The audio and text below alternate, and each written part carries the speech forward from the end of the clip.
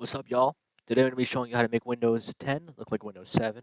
I was looking around, trying to find a good tutorial on how to do this, and all of them were pretty bad, to be frank. So today I'm going to be showing you the best way to do it, and all the kind of stuff I found along the way to make it better, actually work, more functional. These tutorials, they were showing me outdated programs that don't work, so I just wanted to make a new one that would show you how to really do it. So I've included this in the description, ready for you to download. Everything is right here for you to use. It's easy. So what you're going to do is go to here first, GWM blur glass, and you're going to go to release, and you're going to copy this folder. You're going to go to C drive. You're going to paste it here. You're going to open it up. You're going to boot up the exe file. You're going to install. You're going to go to symbol and download. You need to do that, or else it'll break. So make sure you do that. Okay, that's the first step, and as you can see, it has this nice little glass effect up here at the top. Very beautiful, very cool. And now we're going to go to here.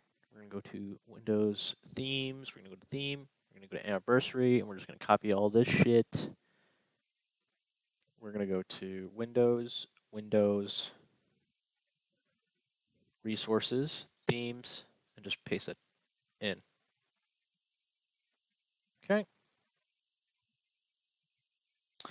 Now we can go ahead and turn it on. So let's go ahead and do that. Go to Themes and click Arrow 7 Clear. And now you will be getting that beautiful, clear Windows 7 look. And it will break on these modern Windows 10 apps because I think this top bar is actually baked into the app and you can't change it. So that's just gonna have to be something you're going to deal with. But it's just settings, so it doesn't really matter. This theme will automatically fuck with your colors. So what we're gonna do is just turn this off because I think it's kind of yucky. And we're just, pick any color you like. But I recommend turning that off, and I recommend changing your background to, whatever background you like. Let's pick this one. It's fitting. There we go. And now we're gonna go ahead and go in here. We're gonna go to Classic Shell Setup. We're gonna boot it up. I accept. We're gonna exit out these because we don't need them. And install. We don't need to view the README file. Go ahead and finish. Now, you can see you have this beautiful startup menu. You're going to search Classic Start Menu Settings. And I would recommend pinning this if you're going to be customizing it a lot. We're going to pick Windows 7 because that's what we're going for. We're going to go to Custom. We're going to pick an image.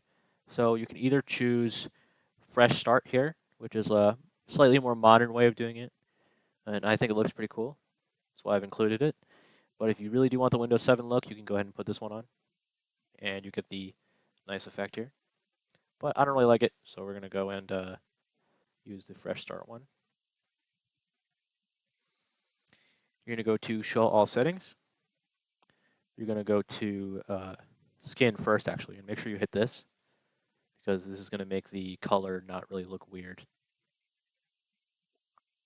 Now we're going to go to Taskbar, Customize Taskbar, Glass, change the opacity to, I'd say 40. You can change it to whatever you really like. Change the color to a nice blue color, something like that.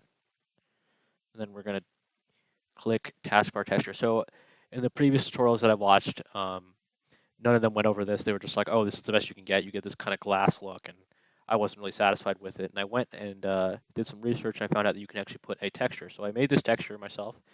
And we're going to put it on. And it's going to make it have this nice glass effect here and make it all kind of blend together, make it more Windows 7-esque, which I think looks pretty cool. Okay, here's a little bonus here that I forgot to include. You're going to go to Themes, and it's right here. You can just go here and enable pointer shadow, and that's going to make your pointer look a little bit more like 7. Just a little bonus. So now we're going to go ahead and install the boot up sound. This isn't really necessary, but it's pretty cool, I think. So we're going to go ahead and do that. So first you're going to go to the registry editor.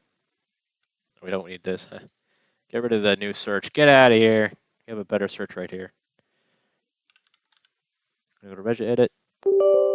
Yes. So we're going to go to this location here. I probably am going to copy this and put the description for you so you can just paste it. You're going to go to here, and you're going to change that to 0 if it's not already 0. Back out, go to personalize, themes. Oh, that's bugged out. Why did it do that? Okay. Okay, that was weird. I don't know why I did that. Anyways, you're going to go to themes, go to sounds, and you're going to go to WindowsLogon, which is a new feature. You wouldn't have seen this option if you just didn't go to the registry editor like I just said. You're going to go to browse, you're going to go to the folder, and you're going to put this in there. It needs to be a WAV file.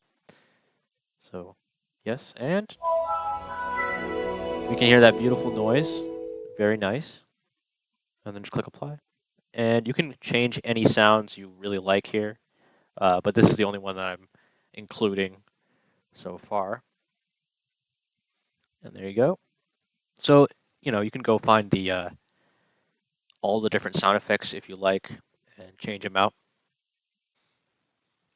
All right, another little bonus here. I wanted to show off my Windhawk mods here.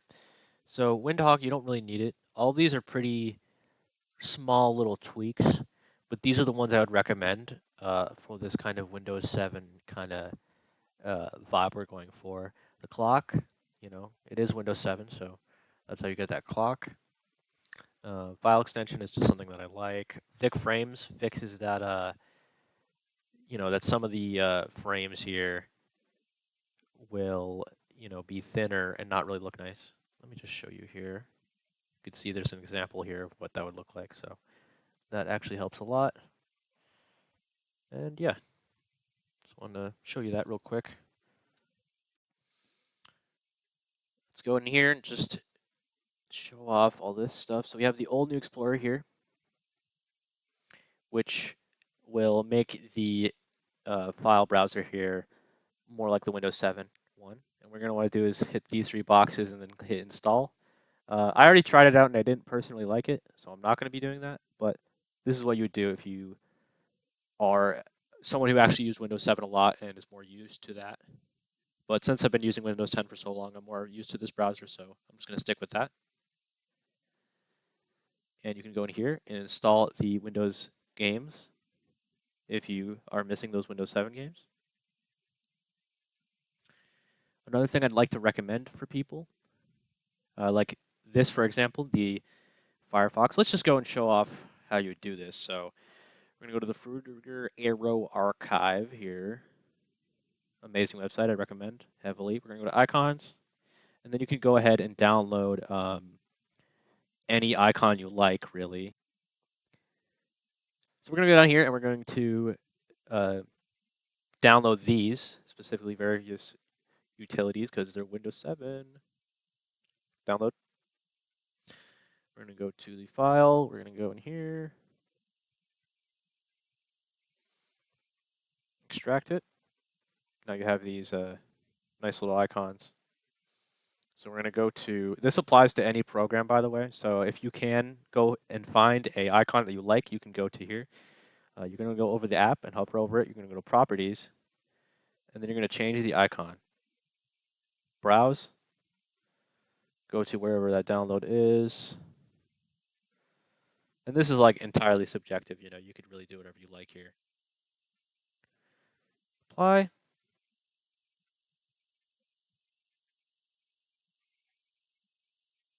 And now that icon should be changed. I guess it's not updating on the taskbar yet. You might have to reset to get it updated, but that's how I got this Firefox icon here. So you can go ahead and do that. Any apps you have, maybe Steam, you can go find an old Steam one, for example. But yeah, I think I've just about covered everything you need to do. So I hope this was useful. I hope this is the best video ever, and it's awesome for everybody. I don't know why I dragged that in. Anyways, I think that's everything I need to cover. So thank you for watching. I hope this helps everybody. If there's anything that went wrong in your installation process and I bricked your computer, I'm sorry, and I would be happy to help you. So leave a comment. And yeah, I hope everyone has a great day. I hope you enjoy your brand new beautiful computer. And that's about it.